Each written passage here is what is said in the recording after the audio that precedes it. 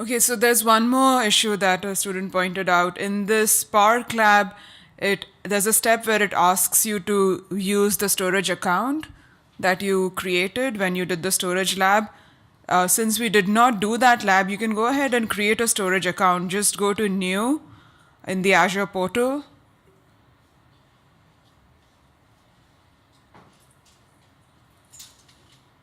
And I usually find it easy to just type whatever it is that I want to use.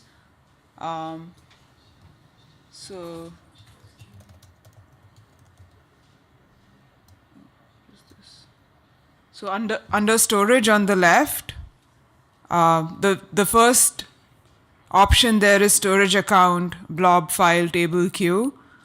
So you can click on that. You can create a new storage account. Give it a name. The name has to be unique. And all these instructions are there in that storage lab as well, but it's very straightforward. So give it a unique name. It has to be unique across all of Azure, so use something very unique, like maybe your initials or something like that, and the date. The account kind can be blob storage.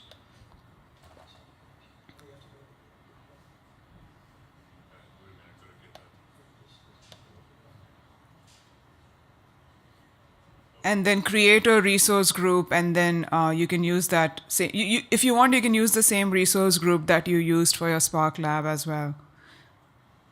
If you don't plan on keeping that storage account later, and you're going to delete it when you delete the Spark cluster.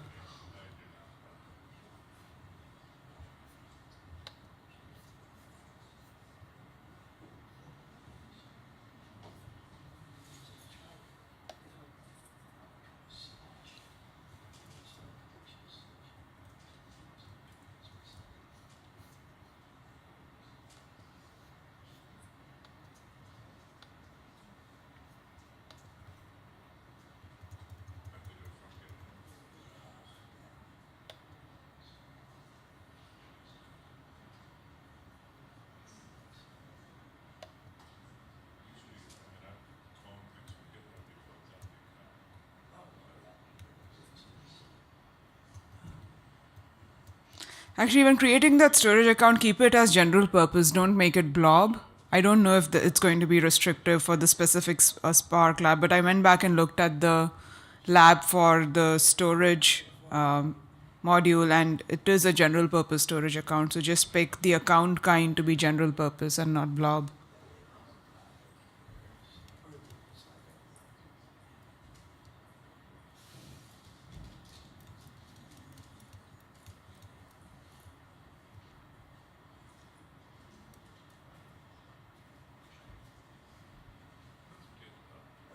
Another restriction for storage account names is you cannot use uppercase. It has to be numbers and lowercase letters only.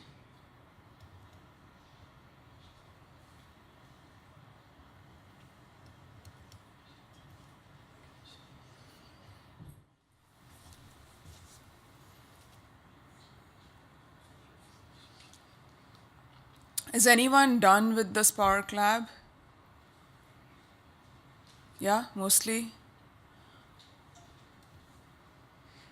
Okay, it looks like a couple of students are done with the Spark lab. I'm going to go over some of the machine learning theory so that I know a couple of students did not have the storage account, and it's very tedious to do that later on. So I would recommend you create the storage account and recreate the Spark cluster.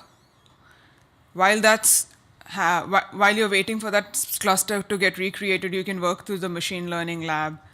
So I'm going to go over the machine learning lab, what you're going to be doing there. So machine learning hold on just a second.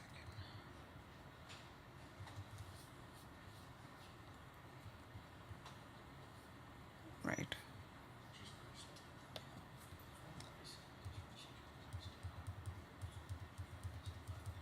Right. Yeah, so Azure allows you to create machine learning models using an IDE that is in the browser. It's a fully managed cloud service for building and operationalizing ML models. It has integration with R. It has integration with OpenCV as well. So if you are working in computer vision, if you're working with a lot of image data, because of the OpenCV integration, you can automatically extract features out of images just by dragging and dropping specific modules onto the canvas. There's absolutely no code that you have to write.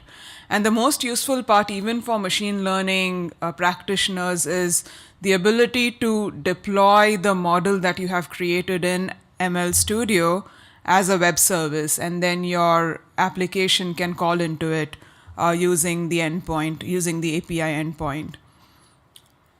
So the ML Studio, the Azure Machine Learning Studio, is a visual editor for creating these models. It already has hundreds of modules available and many algorithms. It supports data input from Azure storage, or you can upload files if you're working with smaller data sets.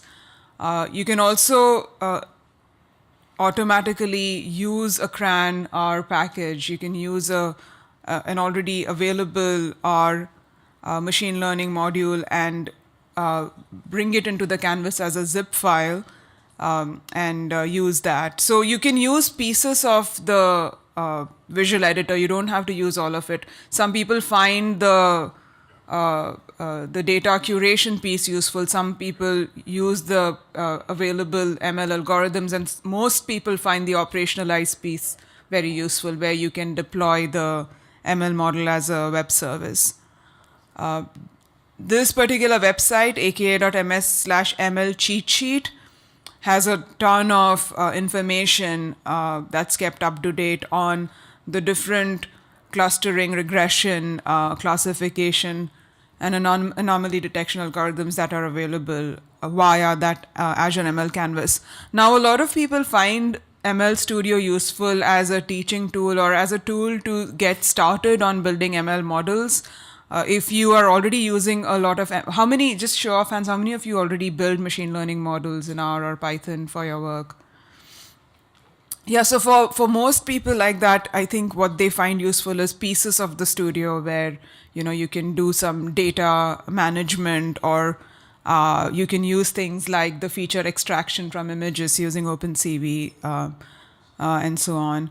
So it's still very useful to explore what is available in that visual editor, and that's what the lab will allow you to do. The specific lab that you'll do as part of this exercise lets you create an experiment, which is like a new project in Machine Learning Studio, loads a data set. The specific data set is for automobile prices, and you're building a simple predictive model for predicting the price of an automobile. It's a very simple linear regression workflow, and then you'll do some scoring of the model and you'll deploy the model as a web service. In the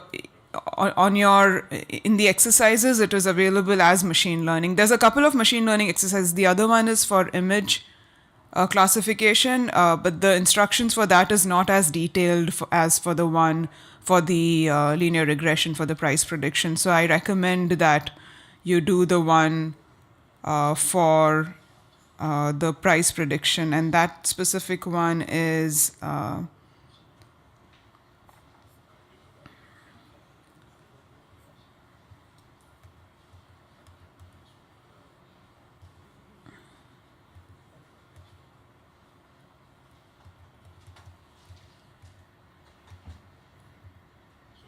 is 102, using Azure Machine Learning. That's the one that I just walked through. So it's a very simple machine learning exercise that will expose you to all the options and all the capabilities of Azure Machine Learning Studio.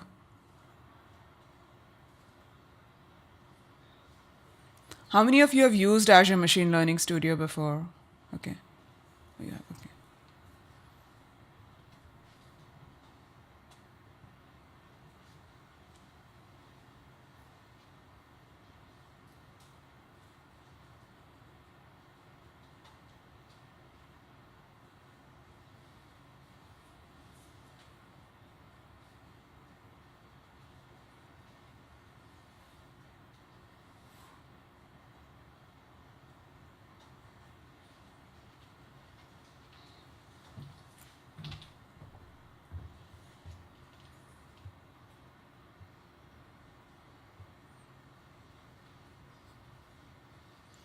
There is an entry point to the Machine Learning Studio from the portal directly.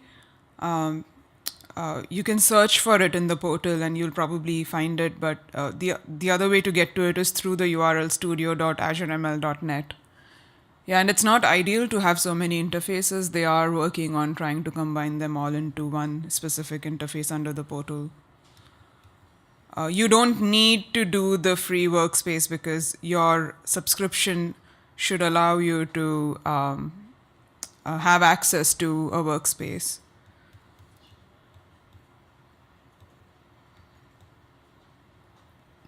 There's a very specific, interaction construct that you need to learn when you're using Azure Machine Learning Studio. You drag and drop the modules from the left pane onto the canvas.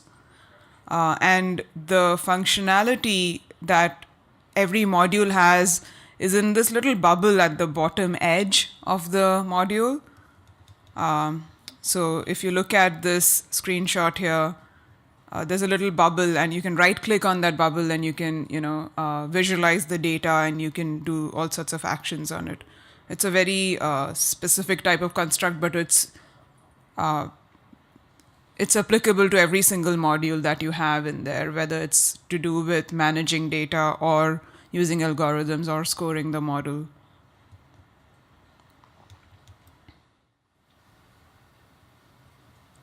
So on the left pane, you can see all the different capabilities that are available. Under machine learning are some of the native algorithms that they have integrated with the studio, and then there's specific modules under OpenCV and such. If you wanted to execute Python or R script directly, there is an execute R or execute Python module that you can bring into the canvas, and you can just include your code within that module. So that's one way to port over any existing ML code that you have. And then the other very popular feature that people use is they just bring in a CRAN R package as a zip file and use that as input to training the model instead of using one of the native algorithms that are available with the studio. Since it does, it's able to work directly with zip files.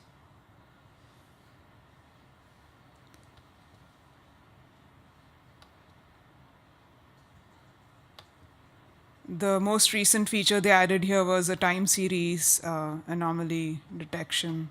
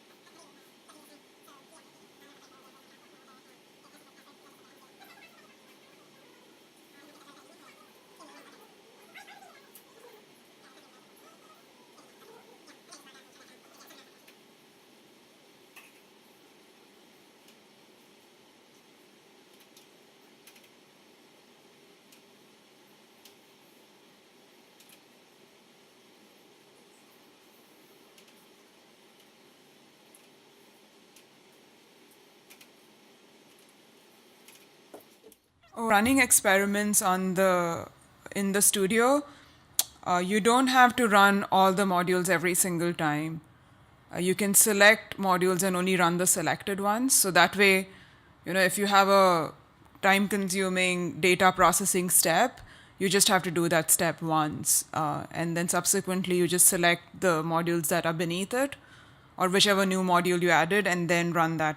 And occasionally, please save whatever you have on the studio. There's a save button on the menu on the bottom, so just save your work.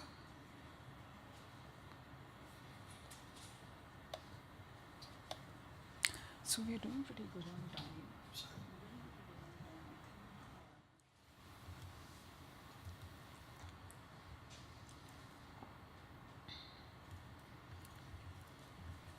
So if you're looking at that image processing tutorial, what it does is it shows you how to connect to Azure Blob Storage from ML Studio. It has a bunch of steps on creating a storage account and so on. If you already have a storage account, you don't really need to create another one.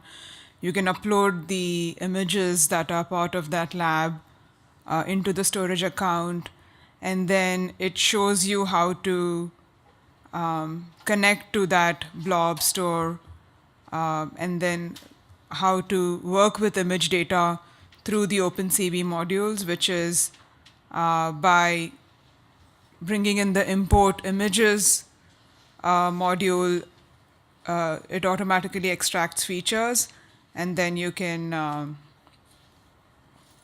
train the model using, I think it's support vector machine, and then run the experiment. It's not as detailed instructions as some of the other labs, but it at least gives you an idea as to how to work with image data. Now, Microsoft also has something called cognitive services, which allows you to do things like face detection, emotion detection, and so on. More recently, about 3 months ago, they released an image classifier cognitive service that gives you a nice service where you can just give it some labeled images and build an image classifier. So you could do the same exercise even easier using cognitive services. The way you do that is you upload a few images, you give it the labels, and then it builds the classifier for you. You can deploy that as a service, and then you can automatically call into that service to classify images. It's just look up Microsoft Cognitive Services. That's where that classifier is available.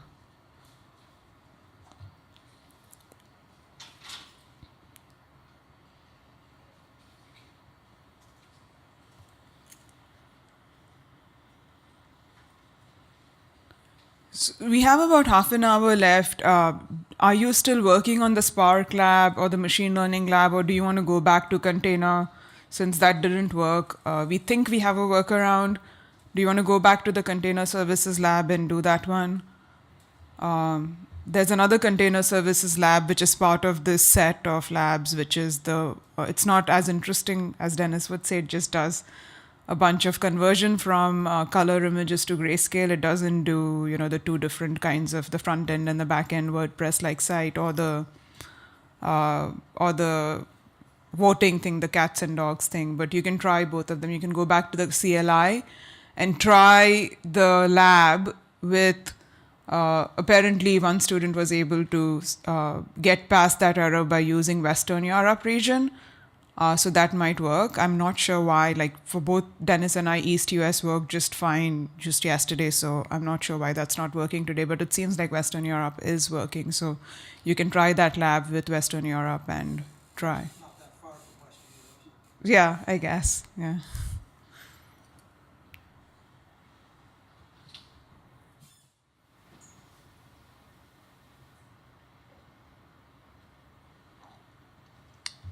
Yeah, so I was able to successfully create a resource group in East US. I think it may be an issue just with the Azure Pass.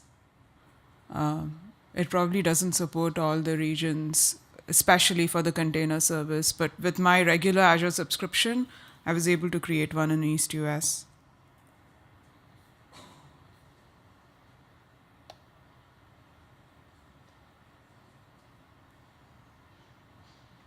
The only other known restriction I know for Azure Pass is GPU support is not enabled on the Azure Pass. But I mean, with $500, there's not It's $500 that's valid for 1 month, so you can keep playing with it for a few more weeks. Beyond that, if you need Azure, you can apply to it.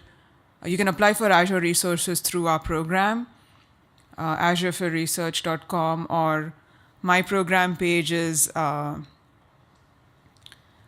this one, aka.ms/data science. You can see, what the program is about. We do a lot of collaboration with NSF, with a couple of their programs. We're part of the solicitation, the big data solicitation. On the left there is a link for Data Science Award. It takes you to the application instructions on how to apply for a significant Azure credits grant, especially if you're an academic or a nonprofit. It's not available to industry. We run the RFP every other month. You are required to submit a research proposal, but that can be 1 to 3 pages, nothing too intense. And the awards that we give are anything from $5,000 to $20,000 worth of Azure. That's valid for 1 year.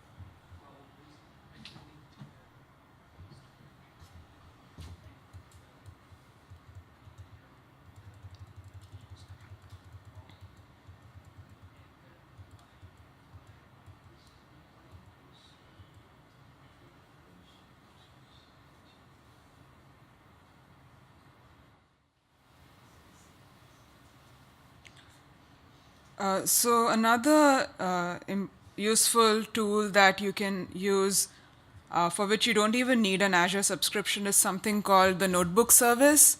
The URL for that is notebooks.azure.com. You can create a notebook in the browser without really even using it. Think of it as just an email account, and you can do your notebook development using that. That's also quite. It's a higher level service, and it's quite useful if you are used to using Jupyter notebooks. It comes with a bunch of libraries, and it has integration now with Julia as well. Jupyter and a few other Python and a few other programming languages as well. They're very actively working on this. This is also quite useful for education and just some quick development work. The URL again is notebooks.azure.com.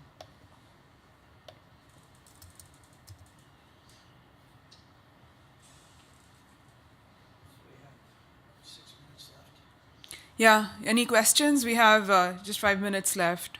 I can just quickly say some more words about the Kubernetes. Sure, yeah. Just go through the slides. The rest of the slides, yeah. Yeah. Here it is. So I wanted to show some more what you can do with Kubernetes thing, a fuller example that I did, and I can actually do it in a couple of ways. And so this is where we left off. We started you going on this exercise. But I'm going to show you another example that I built the other day involving, it basically is a document analysis experiment, but there are three container types here. There is, who knows what a Redis cache is? Okay, some of you do. Redis cache is it's a cache. It's a whole name, key value store, a very simple thing. It's widely used in the internet community. And so what I'm going to do is I've got some document classifiers. This is a little ML stuff using Python machine learning libraries, pretty standard stuff. And I'm going to have a bunch of these machine learning libraries, and they're wrapped up as containers. And I'm going to deploy those on the Kubernetes cluster. I'm going to deploy an instance of the Redis cache on the cluster. And I also have packaged up a little tutorial thing that I use that contains the Jupyter hub in it. And so I'm just going to show you the slides. I'm not going to go through the deployment now, but I do have it actually running, and I can show that if anybody's interested in a second. But so what it's going to look like, when you bring up Kubernetes, there's something really cool called the dashboard. And looks exactly the same on Microsoft as it does if you run it on Google. It's a very nice thing. It tells you about all of the services and containers that you have running. And in this case, if you have better eyes than I do, you can see that it's got the 3 containers. There's 3 deployments. One called a predictor, another one is tutorial, and another one is Redis. And the predictor, it has 2 instances of the predictor running.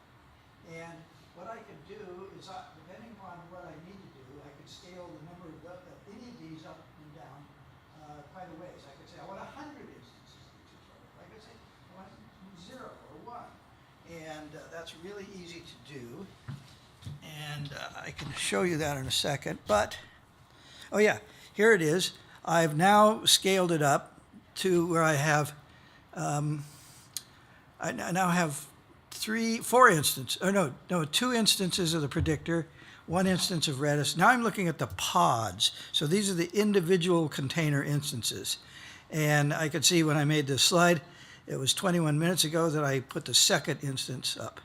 Now, from the tutorial, I can get a Python notebook, and then from that notebook, I can send requests to the Redis cache, which will be picked up by the predictors. And so all this does is show you the command line where I send a title of a paper, and these predictors takes an abstract for a scientific paper, and it says, is this physics, or is this mathematics, or chemistry, or biology, and it just makes a prediction. and I give it something. There's something here called new constraints on primordial gravitational waves from Planck. Well, that's physics, and sure enough, it predicts it as physics. But we don't need to look at that part. But now I want to increase the number of predictors to 6. So from the Kubernetes portal, I can do that very easily. And I noticed from the time that I requested it, it was 41 minutes from the first one. It only took 5 seconds to bring up another 4. So I went from 2 predictors to 6 in a matter of seconds. And that's very much the power of this sort of this kind of containerized collection stuff. And so that's really all I was going to say. I could actually show you a demo of running that in an instance if you want. But the bottom line is this: the containers really, you could do complex applications anywhere without modification.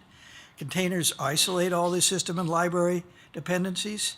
Kubernetes, there's 3 different systems. There's Kubernetes, there's Swarm, and then from Berkeley there's something like the DCOS, it's called. And all of these things have now been commercialized. And now each of these can be run, you can run any of those 3 container systems. And in fact, if you go through the other tutorial example in the collection that we gave you, there's one on containerized applications. That will use Swarm, which is different from Kubernetes, but it also works just fine. And that leads you through the deployment of Swarm.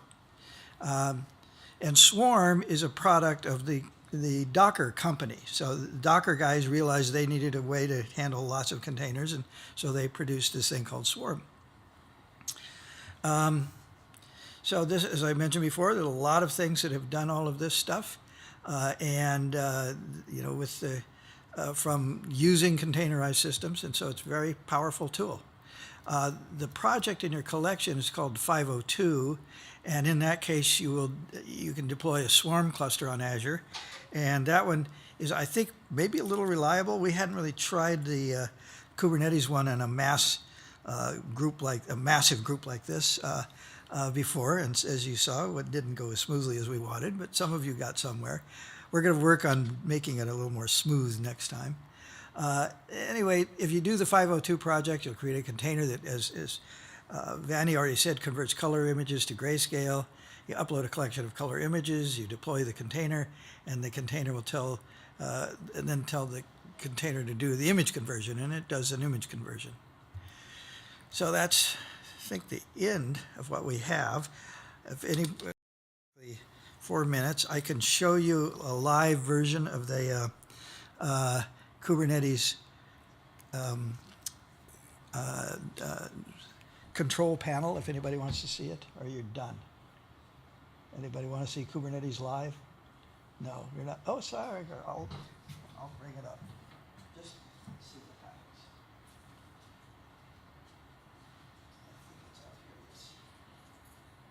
I think I show you about the scaling thing.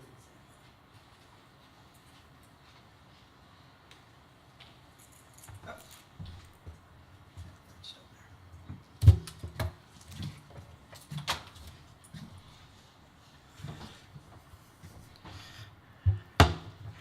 So if we would have got through this completely, all right, let's see, how do I do this?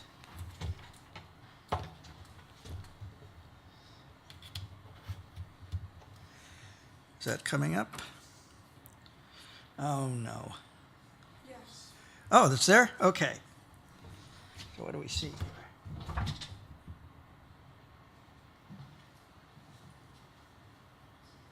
All right, so, yeah, what it's showing is what we had before there, the 3 different container types. And I'll show you something else here that... So on the left, there's a menu of things. I can see what nodes. This is my cluster, and I can see that I have, on my cluster, I've got these 5 nodes, basically. Those are the virtual machines that are running my containers. I could look at the deployments. I have the 3 deployments, the predictor, the tutorial, and the Redis cache. I have the pods. I have 2 predictors, the Redis and the tutorial. And I also have something else called services. And the services are the things that are exposed publicly. So the Redis cache has a public exposure, and the tutorial has a public exposure. And let me open this up in a new tab. Hello. Oops. No, don't want to do that.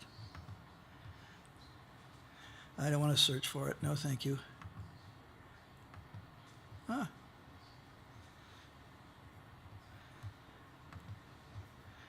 Well, this is...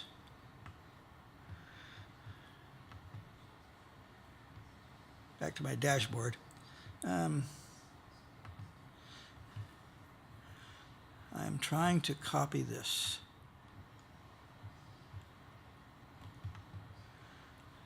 Copy link. And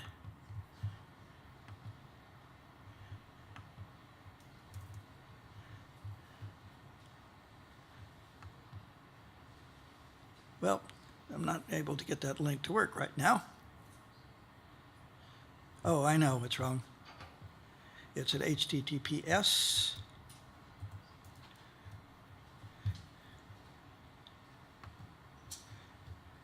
And it's a self-signed thing, so that means, there we go.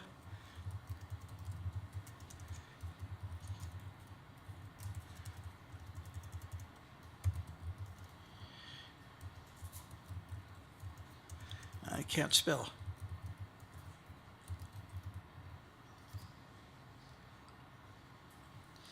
And I've got my notebooks here, and that's, no. I have to tell it to don't bother about the exception.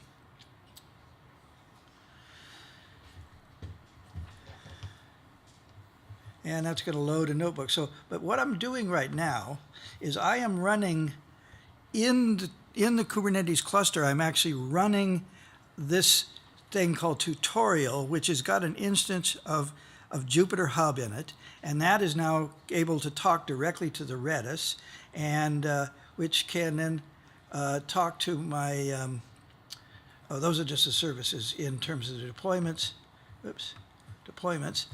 can talk to the predictors.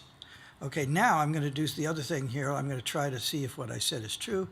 I'm going to take the predictor, which now has 2 instances, and I'm going to scale it to, let's do, how about 10 instances? So add some muscle to my predictor, and we'll see what happens here. And let's take a look at my pods, and we'll see how many I have. Oh, and see, we have all of a sudden lots of instances of the predictor. That only took a few seconds to clone all those instances of the predictor up. So this is the way things are used inside these things like Kubernetes in cloud container services. And so it's, okay, it's really good. Now, and see, now I have 10 of 10 up and running. So anyway, that's how you could do it. It is once you get the container service up, deploying an instance of a new container takes literally a matter of seconds. You could either do it through a command line to deploy any sort of container from the standard Docker containers, or through this web control panel. So anyway, that's it.